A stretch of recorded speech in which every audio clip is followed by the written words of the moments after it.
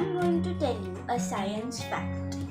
So, for that we need is 2 glasses of pure water, a spoon of salt and some ice cubes. So, what you are going to do first, just pour the salt water inside the water and we have to mix it.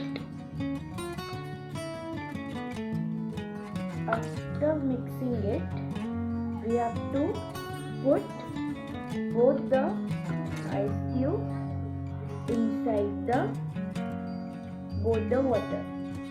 So now let's remove both of the ice cubes.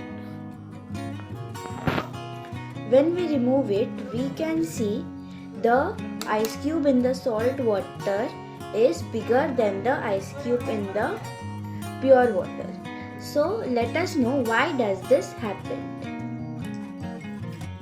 So this happened because the salt has a property to reduce the freezing temperature of the water.